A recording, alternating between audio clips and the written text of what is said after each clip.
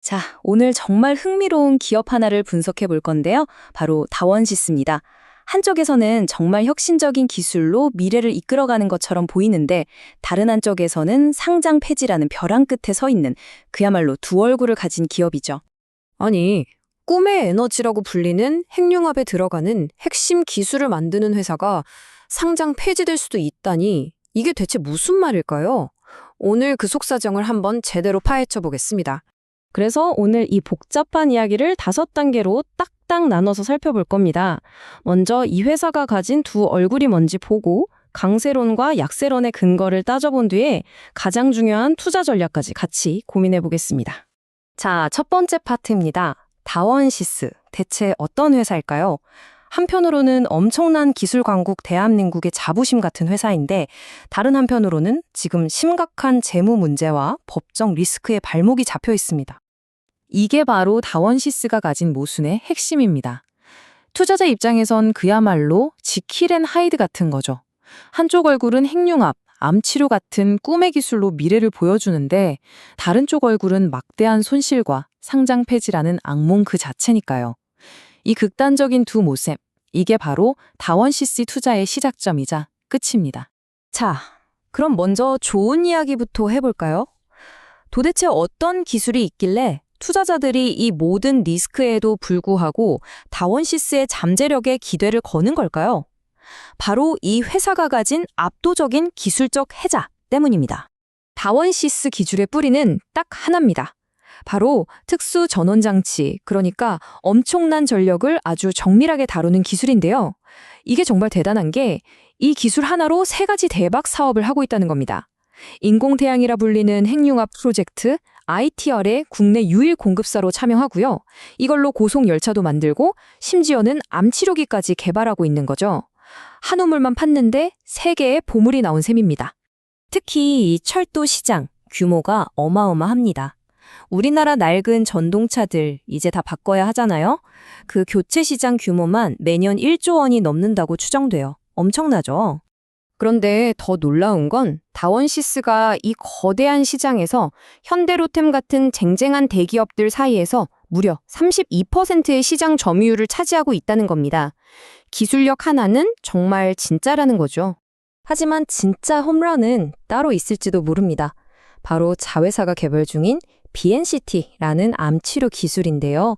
이게 뭐냐면 정상세포는 그대로 두고 암세포만 콕 집어서 파괴하는 차세대 기술이에요. 만약 이게 2026년에 상용화되고 자회사가 상장에 성공한다? 와, 이건 그냥 모 회사의 가치를 훌쩍 뛰어넘을 수도 있는 그야말로 게임 체인저입니다. 자, 지금까지는 정말 장밋빛 꿈 같은 이야기였죠. 이제 냉혹한 현실이라는 악몽을 마주할 시간입니다. 이 한 문장이 지금 다원시스가 처한 문제의 핵심을 정확히 짚고 있습니다. 사업하다 보면 납품이 좀 늦어질 수도 있죠. 근데 사기 혐의로 고소를 당했다는 건 차원이 다른 문제입니다. 이건 회사의 존립 자체를 위협하는 리스크거든요. 재무 상태를 보면 정말 심각합니다. 부채 비율은 위험 수준이고 ROE는 마이너스. 그러니까 돈을 버는 게 아니라 계속 까먹고 있다는 뜻이죠. 왜 이렇게 됐냐?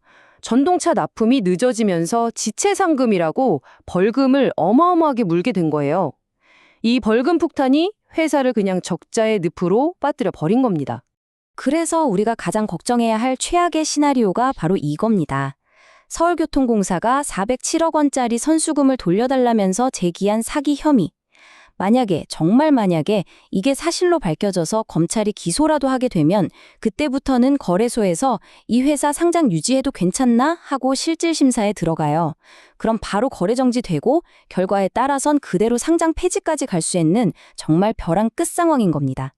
그런데 이렇게 모든 게 끝날 것 같던 바로 그 순간 극적인 반전의 카드가 등장합니다. 바로 새로운 주인이 나타난 거죠. 기존 창업주가 경영에서 손을 떼고요. 엔지니어링 공제조합이라는 곳이 무려 411억 원을 투입해서 2026년부터 새로운 최대 주주가 되기로 했습니다. 이게 왜 중요하냐면요. 단순히 돈만 들어오는 게 아닙니다. 당장 급한 불, 즉 유동성 위기를 끄는 건 물론이고요. 대부분의 고객이 공공부문인데 신뢰를 회복하는 데 큰 도움이 되겠죠. 그리고 무엇보다 이제 경영진 싹 바꾼다. 창업주의 법적 리스크랑 회사를 완전히 분리하겠다는 강력한 시그널을 시장에 주는 겁니다. 자, 그럼 이제 가장 중요한 부분입니다. 이렇게 천국과 지옥을 오가는 극단적인 상황에서 우리 투자자들은 과연 어떤 선택을 해야 할까요? 시나리오는 딱 두 가지입니다. 천국이냐, 지옥이냐. 법적 문제가 잘 해결되고 BNCT까지 터져주면 주가는 11,700원까지도 볼 수 있다는 게 긍정적인 전망이고요. 반대로 사기 혐의가 입증되면 주가는 영혼이 될 수도 있는, 즉 상장 폐지 시나리오입니다. 정말 극단적이죠? 그래서 이건 여러분의 투자 성향에 따라 전략이 완전히 달라져야 합니다. 나는 하이 리스크, 하이 리턴을 노린다 하는 공격적인 투자자라면 역사적 저점 근처에서 소액으로 접근해 볼 수 있겠죠. 물론 2015원이 깨지면 바로 도망친다는 손절 라인은 반드시 지켜야 하고요. 반면에 안전한 게 최고다 하는 보수적인 투자자라면 당연히 지금은 쳐다볼 때가 아닙니다. 이 모든 불확실성이 거치고 주가가 최소한 저항선인 2,700원 위에서 안정되는 걸 확인하고 들어가도 절대 늦지 않아요.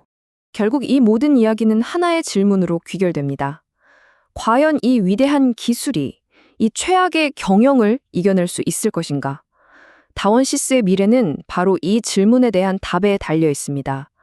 그리고 그 판단은 오롯이 투자자 여러분의 몫이겠죠.